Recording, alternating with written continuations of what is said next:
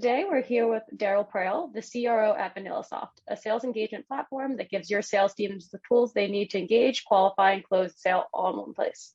Darryl was also voted one of the top 10 SaaS branding experts, top 8 marketers on LinkedIn, top 32 sales leaders on LinkedIn, top 50 sales keynote speakers, and is the podcast of Inside Sales. Darryl, thanks for joining us today.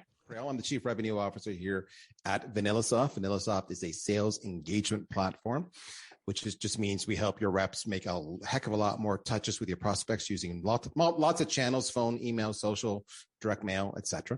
By education, I'm a computer programmer, but over many years, I slowly became, I went into sales engineer. I went into product management, product marketing.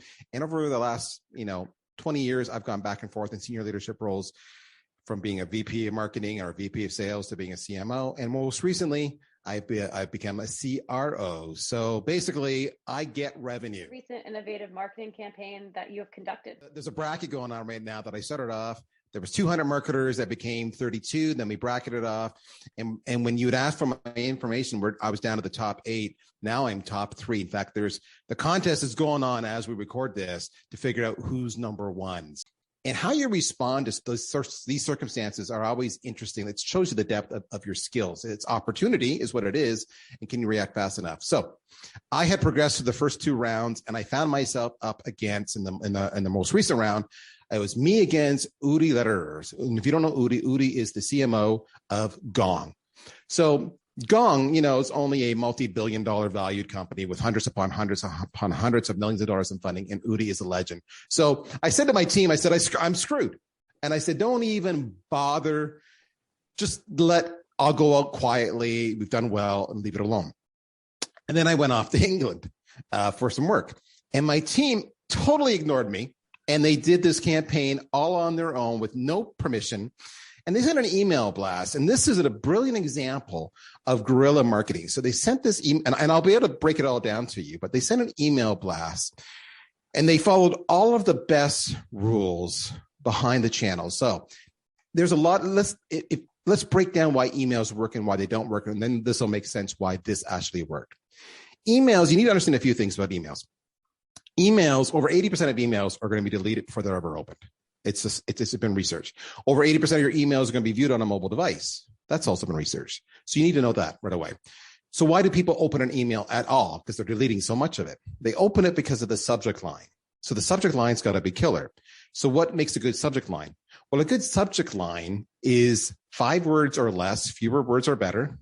A little bit of adoration or a little bit of emotion or a little personality in it is a good thing. It's clickbait. You're teasing them to want to know more. That's the first thing. The second thing about the email is it's got to fit on 2 screens of your mobile device max. 1 screen, better. Typically, you're going to have 3 to 4 paragraphs. That first paragraph has got to be a trigger or really reacts with them or make everybody personable so that it prompts them to read more. Think about LinkedIn. When you see a post and it says ... read more, what made you click on read more? It's the same premise. Email is the same way. And there's got to be a very clear call to action, a very clear next step, and it's got to resonate and be personalized to them so that they can relate to the content. That's what makes email work. Too many people try to say too much. They try to do too much. They overwhelm them. They do feature pitches. And if you're a growth marketer trying to get a product off the ground, you're enamored with your product and you want to tell the world, but nobody cares. It doesn't relate to them. They don't understand why. You're talking too much. You're using words I don't understand. Keep it real. Keep it personable. That's what makes a great email work. What they did was where I said I'm basically screwed, their subject line was 3 words and it had an emoji, which, by the way, emojis increase open rates. So the subject line was, I'm basically toast. And the emoji was a picture of toast. And that was it. And we had huge open rates on it. And this is I'm reading the email. The email is literally 2 paragraphs and a big Giphy. And the big GIFs is this Asian fellow staring at the screen. And all it says on it is, I'm screwed. And the text says, look, it's Friday. You and I both know you don't want to be working, so take a break and vote for me as one of the top marketers on LinkedIn. That's the first sentence. Now, next paragraph. I'm going to be honest with you. I'm up against Udi Lederer. the CMO Gong. My chances of winning this round are slim. I'd love if you vote for me so I lose with a little bit of dignity. And that was it. I got so many votes from that. And I had so many personal emails saying, I'm done, love it. And I had so many marketers come back to me and said, this email was so funny, so relatable. I voted for you just because it was so well done.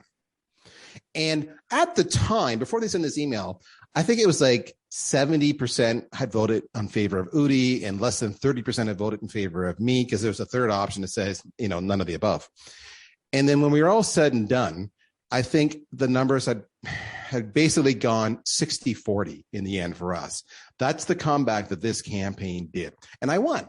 And that's how I went from being top 8, which is what you announced, to now being in the top 3. One marketing mindset or strategy you're really excited about going into 2022. It's events. And it's funny because, again, I told you that was what I was excited about.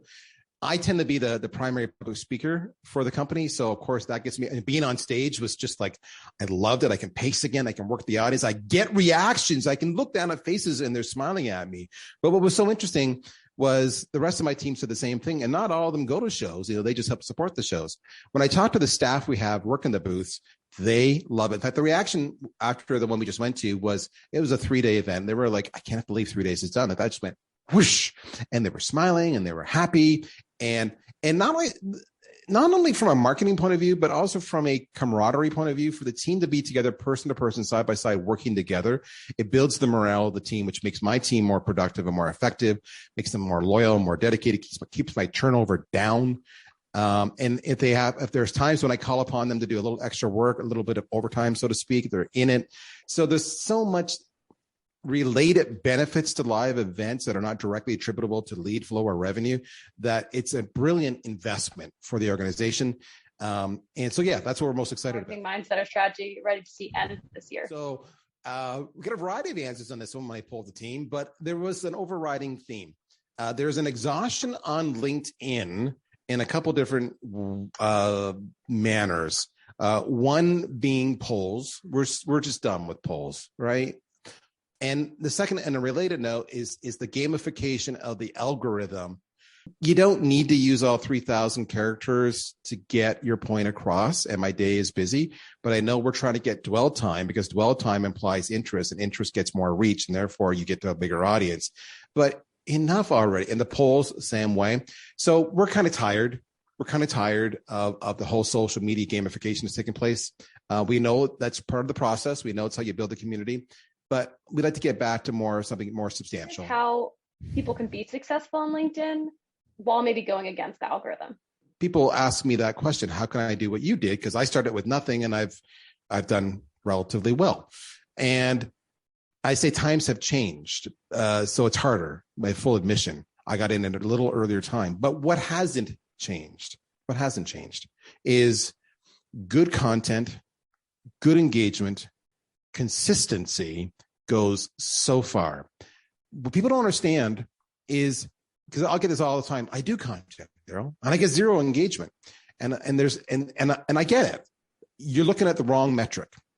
What you need to understand is that 90% of the people on LinkedIn are lurkers. They never like, they never comment, they just view.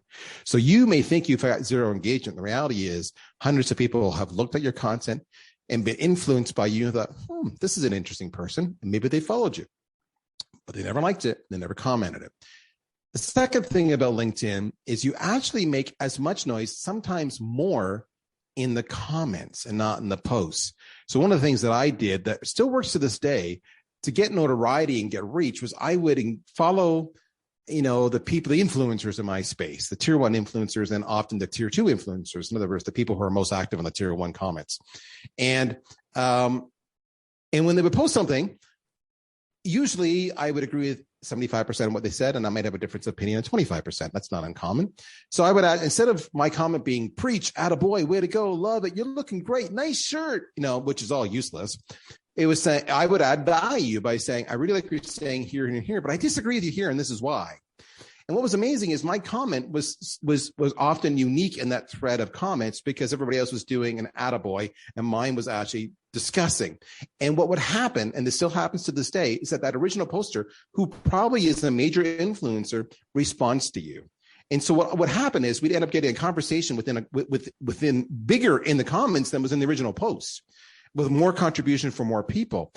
At that point in time, I would then reach out directly, because I was already connected with them, because I made that my first step, to the influencer and say, hey, Natalie, we've not talked directly before, been following you for a while. Looks like we're onto something with this conversation going on right now. What say you and I do a webinar together on this topic? I'll do all the work. You show up. I'll share the leads, minimal involvement for you. But I think we got a winning topic. Never once did I have any of them say no. And these are major players. And the beauty of doing that is then other people see with those players and saying, oh, Natalie's hanging with Darryl. I love Natalie. Darryl must be great. And that's how it grows. Give you a chance to promote your services, or just say how people can get in touch with you. So as you might imagine, LinkedIn is the easiest. LinkedIn.com/in/Darryl Praill.